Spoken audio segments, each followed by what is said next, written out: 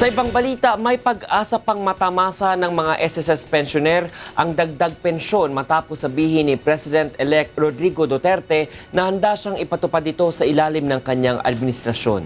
At upang ibigay sa atin ang detalye sa ulat na yan, kasama natin sa studio ang ating senior correspondent na si Grace Casin. Grace? Yes, good evening, Attorney Reg. Hindi pa nga tapos yung laban ng mga miyembro ng SSS dahil nitong nakaraan lang o kagabi sinabi ni President-elect Rodrigo Duterte na ipagkakaloob niya yung dagdag 2,000 pesos na increase para sa mga SSS pensioner. Pakinggan natin si President-elect Rodrigo Duterte. Yes, I will increase it kasi yung alam mo, dapat binigayan.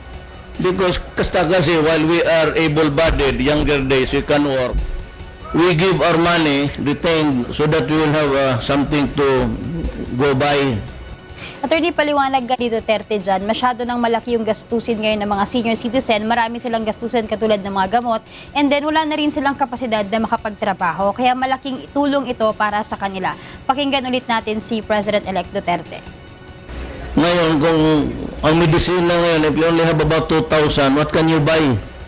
Even for yung mga high blood, diabetes, heart, maintenance.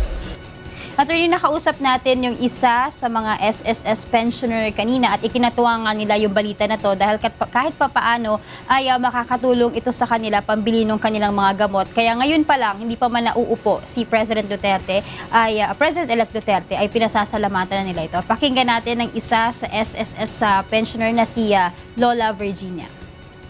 Makakatulong sa kahit maliit na bagay, pwede may pandagdag sa binibili namin kung ano yung kailangan namin. Opo.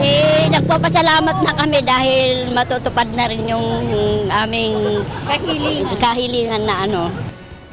Attorney, ngayong June 6 muling magkukunvene ang session and then muling ipupush ni Congressman Nery Colmenares yung pag-override sa veto ni Pangulong Aquino.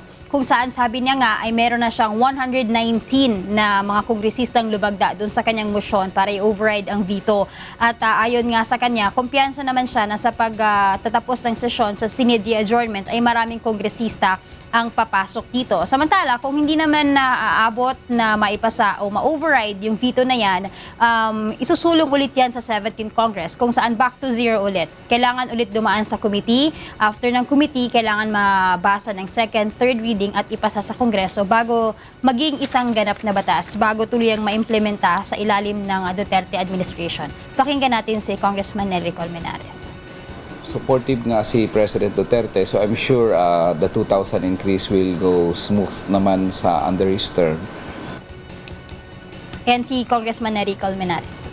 Grace, kasi parang definite na dito si incoming President Rodrigo Duterte na sabihin niya na i-increasean na to, no? Without even seeing yet the books, no? Kung meron bang budget na maalat, na natitira pa ang DBM, etc.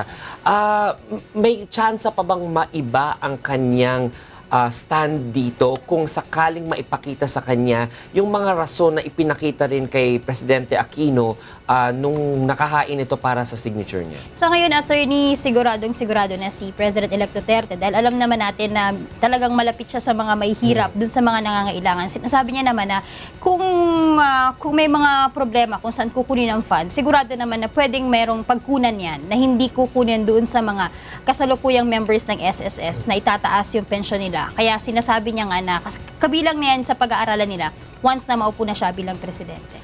Tapos etong panukalang batas na ito, no, kapag hindi na ito ma-veto, no, yung napirmahan ay yung hindi pinirmahan ni Presidente Aquino, ito ay magiging panibagong bill na naman. At kapag sumampa ito, no, sa Kongreso, magiging part ba ito ng legislative agenda ni incoming President Duterte? Yes, Attorney, kasama yan sa mga priority bills na isa sa isusulong nila once na pumasok ng 17th Congress sa July.